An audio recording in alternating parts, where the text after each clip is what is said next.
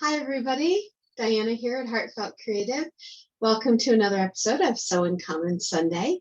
Today is actually the 4th of July. Now, it's 4th of July everywhere, right? But here in the United States, it's a very special day for us. It is Independence Day in this country, as any of you from the US know. In 1776, the founders of this country got together in Philadelphia, Pennsylvania, and signed our Declaration of Independence. So it's kind of a special day. If you're here in the US, you're a US citizen, no matter where you are in the world. If you're a US citizen, happy 4th of July. So normally on Sew in Common, I've been doing my Sewcialite quilt blocks, and I'm not stopping that. In fact, I have my next one ready to go. That's coming next week.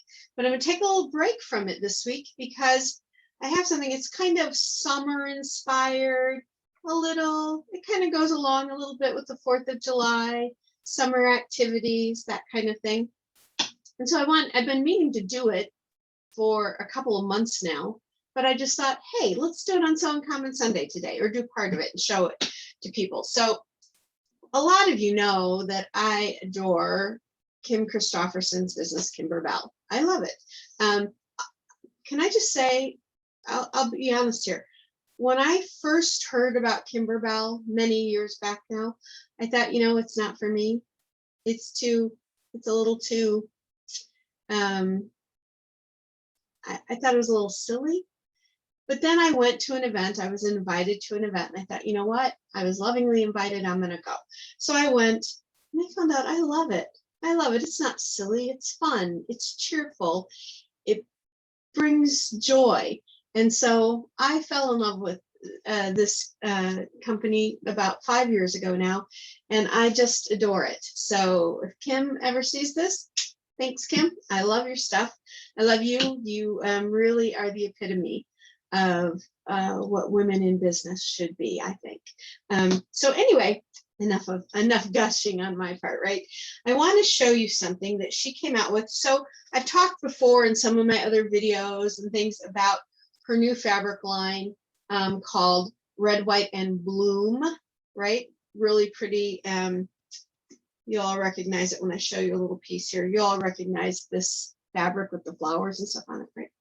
So as kind of an add-on to that fabric line, she came out with, technically it's a panel, but it has all of these little banners on them. You can tell I've got one cut out because that's the one I'm showing you. And the banners are adorable. And she's done this so that you can make bunting with it. Let me see, there's a picture.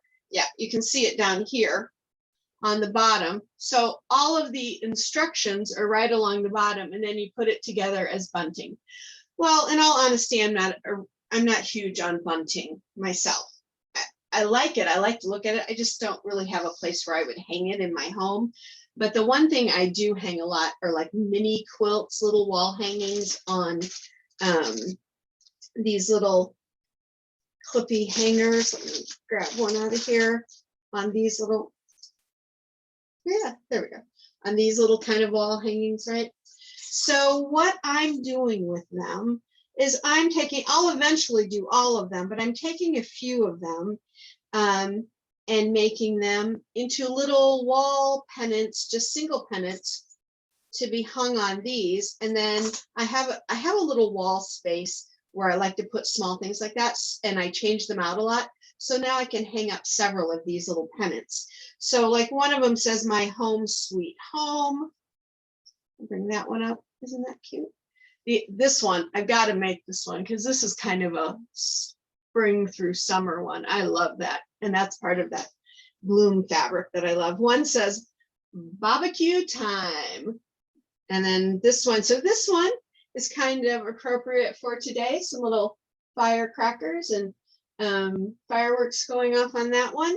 And then, oh, this one is cute. It says, relish today, ketchup tomorrow. And it's got your ketchup, relish, and mustard bottles on it. I think that's adorable. And then this one says, my home sweet home, and it's got a watermelon and a popsicle. So very, very summery 4th of July, all that kind of picnics, all that kind of stuff. And so I'll eventually do, oh, I love this one too. This is the other one. So I want to do this one and that yellow one I showed you. And I want to put those in my kitchen because they're kind of, they can really be year round. And I love them for the kitchen. But I wanted to do one today that was really summer inspired. Now, these panels, I don't know how much you're going to spend for them out at a fabric shop. I think they're about $8 or $9. I have some of these. They were supposed to be in my last sale. Whoops, I've got just some, got some little snags here on the end where I cut. They were supposed to be in my last sale and I never got them in there because that sale was just full of yardage and fabrics and fat quarters and stuff. So I have some of these. If you're interested and you need one, you can contact me through the Facebook page at Heartfelt Creative, and I can talk to you because I mean I would probably sell them for $8 for the whole panel. So, and I have a few of them around, but that's not why I'm doing this. That's neither here nor there. But if you're looking for one, you like this idea, I can maybe help a few of you out. So the one I'm doing, and it's perfect because since it's the 4th of July today, Dave and I are getting the grill out for dinner tonight, and I'm grilling hamburgers and I'm making salad and I'm making homemade French fries, and we're gonna have like a really 4th of July kind of picnicky kind of dinner today. So I chose this one. It says, fire up the grill, fire that grill up. And I love that kind of little red kettle grill on there. So what I've done, let me flip my camera over real quick. So what I've done is I've started this, and so we're going to finish it here in Sewing Commons Sunday today. What I did is I cut it out of the panel. I left a little bit of the side on here just so that I can make sure I had enough to get my quilting in here. And all I did was I fused a piece of fusible fleece on the back because I don't want these heavy with thick batting and stuff. I just want them to be little banners. So I gave it this fusible fleece. It'll give it just a little bit of body. So what I did was I put this on my 4-inch hoop and chose a small quilting pattern that fit in my 4-inch hoop. Now I know you can't see it because I didn't do it in white. I did it in navy so it would blend in. But can you tell on this side? No, not really. But what I put on here are they're little stars and swirls on here. But it just gives it a nice little quilting. And now all I'm going to have to do is I'm going to come through and I'm going to trim this up. Then I'm going to take and fold this over, and we'll go over to the sewing machine and sew it up. And then it'll be a little banner ready to hang on my little thing. It's going to be quick and easy. So let's finish this up. And so you can do exactly what Kim intends by showing you on the banner itself. Now I'm actually going to come out about 1/8 of an inch from the edge of, so here's my blue line. I'm going to actually cut about 1/8 to 1/4 of an inch out here to give myself a seam because I don't want to sew in too much and make this a lot smaller. So yeah, I'm just going to come out and putting my 1/4 inch line right on the blue boundary line there. I'm going to cut this. So you could make these into bunting, just like Kim did. I mean, it's darling bunting, super darling. Or you could do these little mini hanging quilts with them.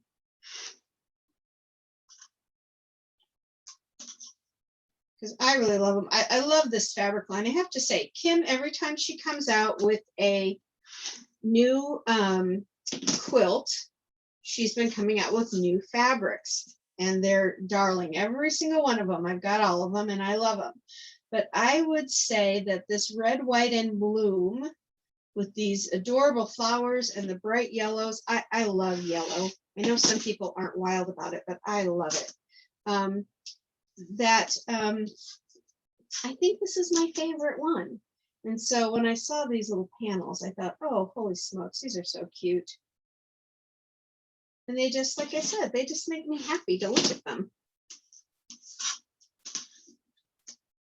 things don't always have to be serious or complicated or, you know, have deep meaning and stuff. They can just be fun, bring you happiness and joy. And that's kind of what this one does. So I'm almost done here. I just want to finish trimming up this one side.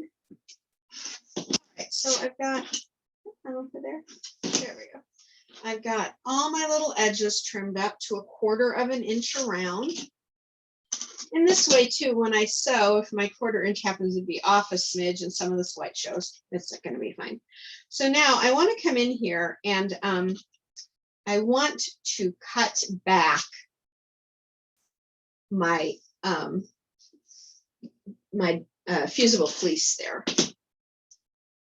I don't need it on the back side. I just wanted it on here so I could do that little bit of quilting and give it a little body. So just folding this over. And I'm going to measure about 1/4 of an inch from the edge of the fold line so I don't accidentally cut the fabric. How many times have you done that? I've done it before, more than I can count. I put my ruler right up real close thinking, oh, I'm not going to hit that fabric. And sure enough, it slips or slides and I end up cutting my fabric. And I get very annoyed when that happens because it usually ruins whatever I'm working on. So I'm just coming out, helps open the rotary cutter, about 1/4 of an inch. Now, you might not have these kinds of panels available, but you could make some little banners like this. Let's see, this is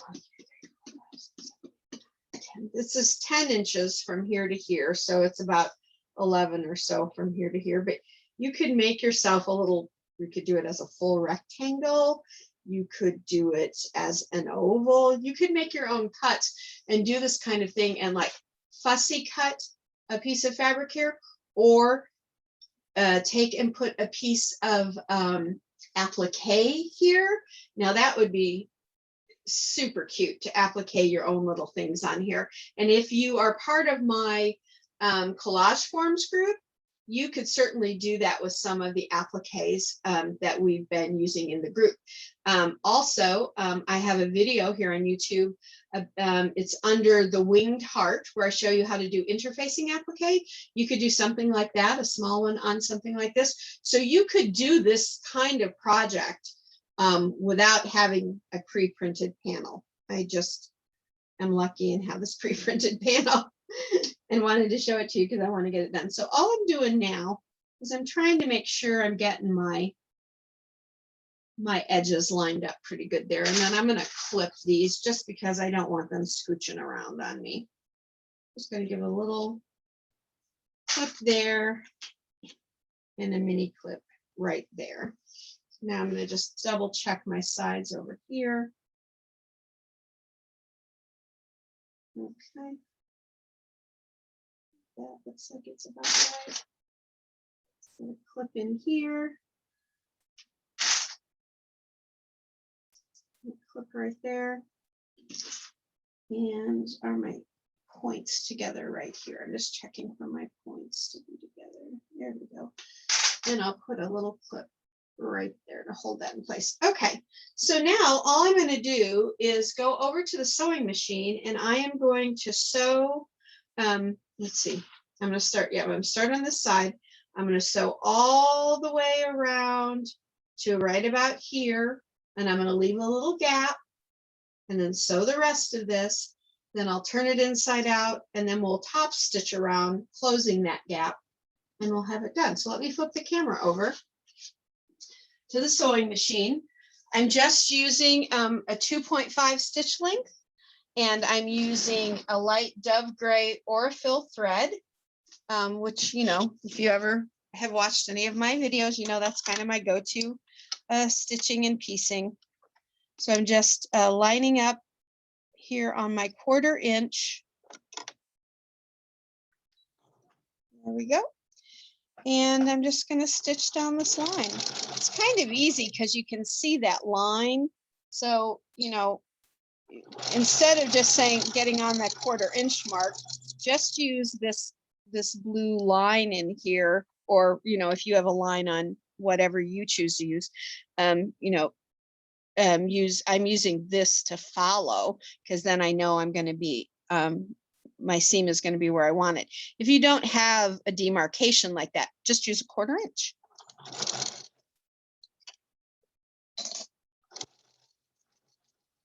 So this is a really quick, I mean, the longest part of this was doing the quilting, and it wasn't doing the quilting itself. The quilting itself took 30 seconds or less. But the longest part was getting the design on my USB stick and into the machine. Otherwise, it was super duper fast and simple to do this little project. I could probably do up all of them that I want to do today if I had time. I could do them all today. When I do get more of them done, when I get those little flower ones done that I want for the kitchen, I'll be sure and post pictures over at my Facebook group, Sew in Common. And you're welcome to come over. Oops, I forgot to leave myself a turning gap. So I'm going to do it here. Let me go back a stitch. Okay, bring up my needle, and oh gosh, I'm just going to have just enough to leave myself a turning gap. That's what happens when you're chatting along and trying to sew at the same time. Oh goodness. All right, so this will be fun now when I come back over. You're gonna see me have to try and turn through that little bitty space, but we'll get it done.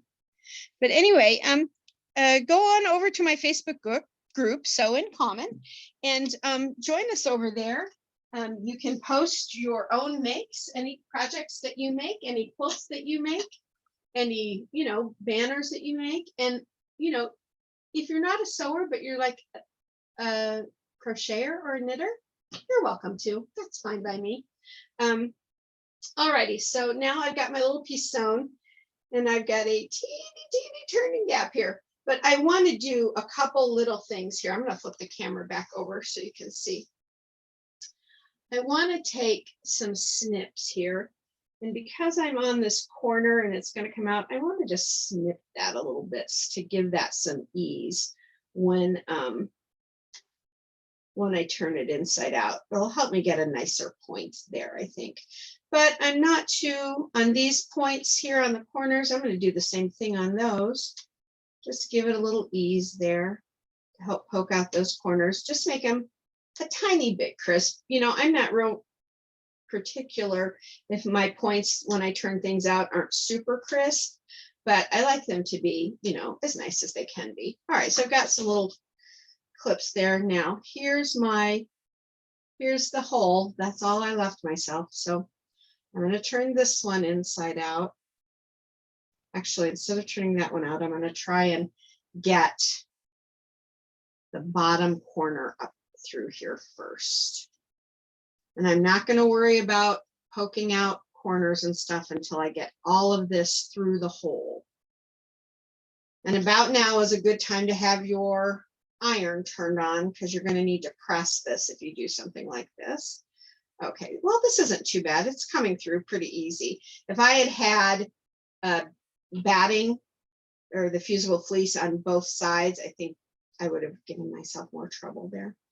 All right, so now I'm kind of turned out. I'm going to get my R&K turning tool. I love this. And I'm going to come in here and I'm going to start poking out my edges or my corners.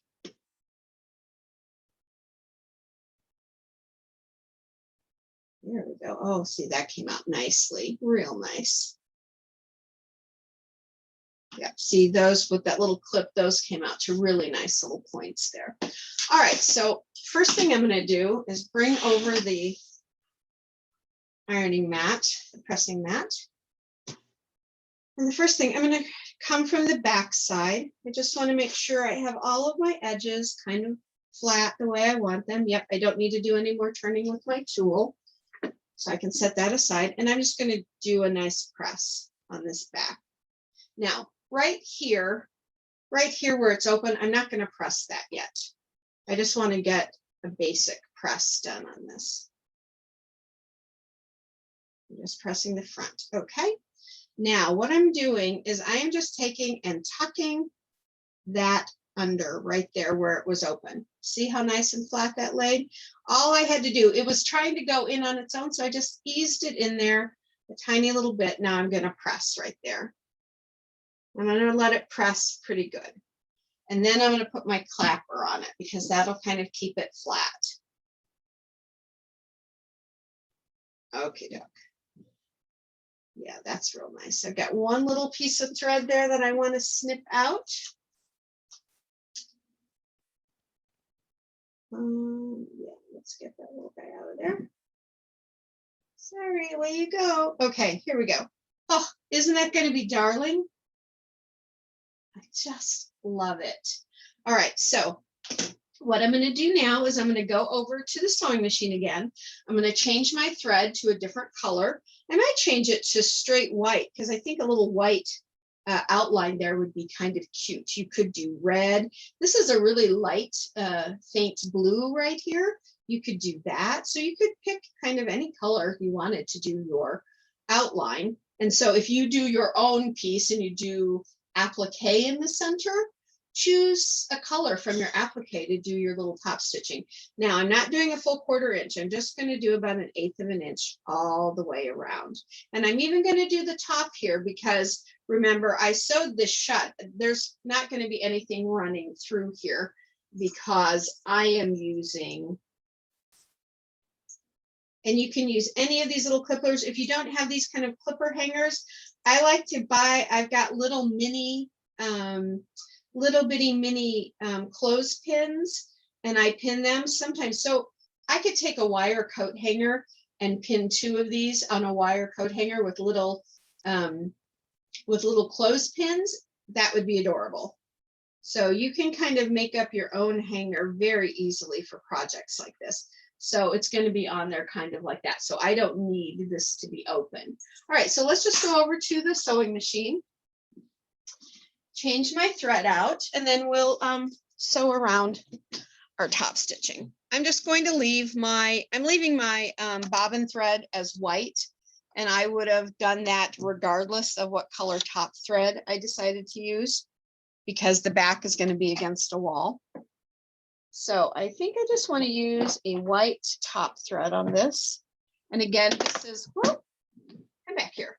This is an Aurifil thread as well. Most of the thread that I use when I sew on my sewing machine is Aurifil. I use lots of different embroidery threads because there's lots of really good ones on my embroidery machine. But when I sew and when I quilt in piece, well, I'll just say anymore, I use Aurifil 100%. I haven't used anything non-Aurifil in ages and ages. I just really love it. It's a beautifully made thread, very low lint.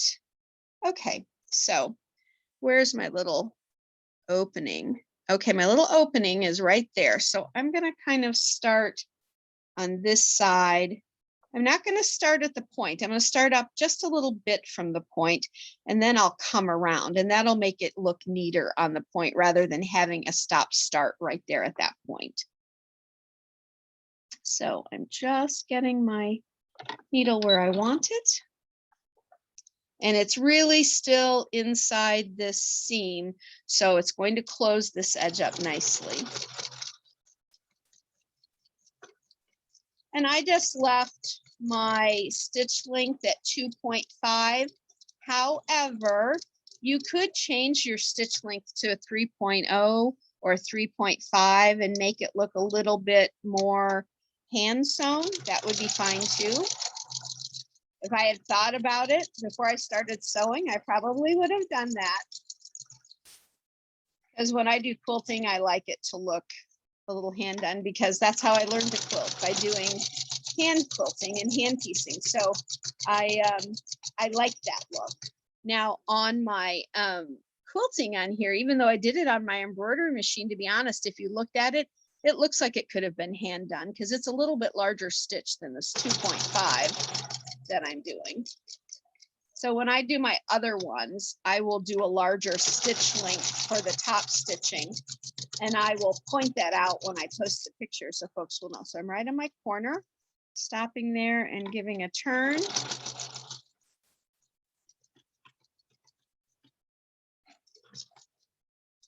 Right on my corner again and turn.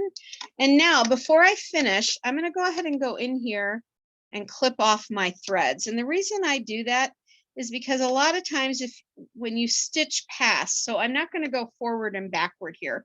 I'm going to stitch over a few stitches because it'll give it a little bit cleaner look.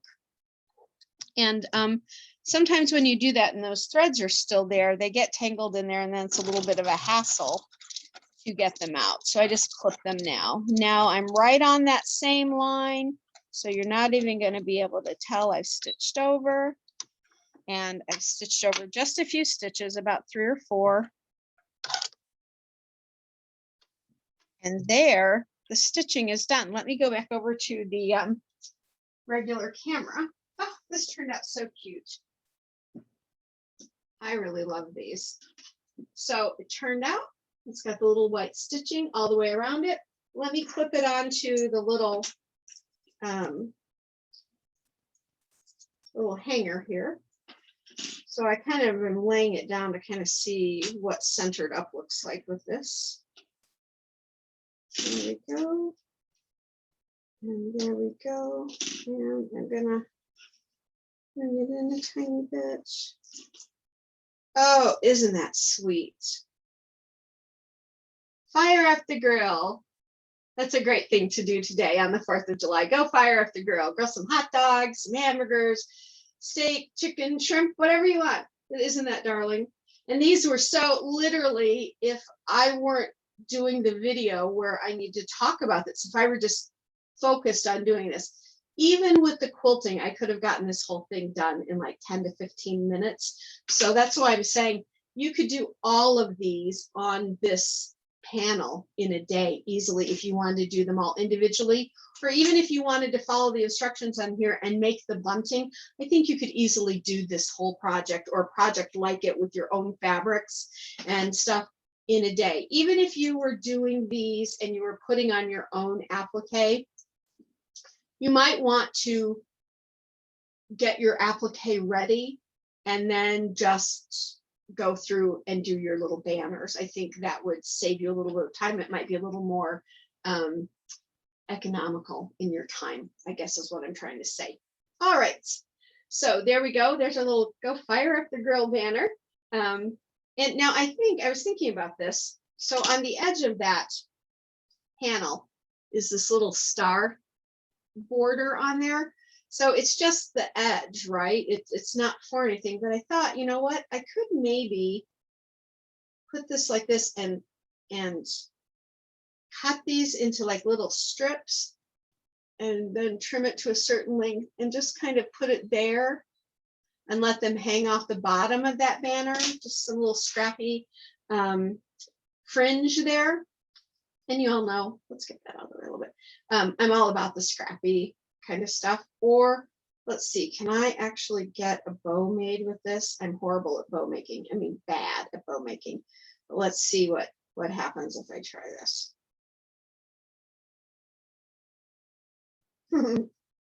Yeah, bad.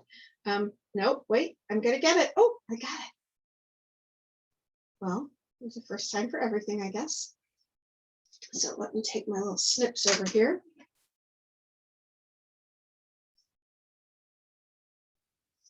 Give it a little trim. There we go. All right, so waste not, want not, right? So I'm just going to take a little glue and I'm going to glue that right there because there's my little bow. Turned out cute. I actually did it. Seriously, guys, I'm horrible at making bows. So let me flip the camera real quick and I'll show you here underneath because since I don't have it on there yet. There we go. There it is. Oh, it's darling. I love it. All right, let's flip through the cameras again. Oops. One more. There we go. So thanks everybody for joining me for Sew in Common Sunday. I hope you like this little change from the typical Sew in Common. Next week I'll be back to doing my Sewcialite quilt, and go and either find yourself something like this, find this. It's pretty easy still to find in the US, I think. And like I said, if a few of you want these or need these, let me know. I do have a few of them I'm willing to part with. So just for what I paid for them. And or get some fabric. Like I said, they're about 11 inches from end to end. And that, give yourself about 12 inches so you have enough room to make your seam and stuff. And you could make these up, do a little applique on them. I'd love to see them. Come join us at Sew in Common and show us what you make. Thanks again for joining me. Until next week, have a great day. Go sew the world beautiful. Bye now.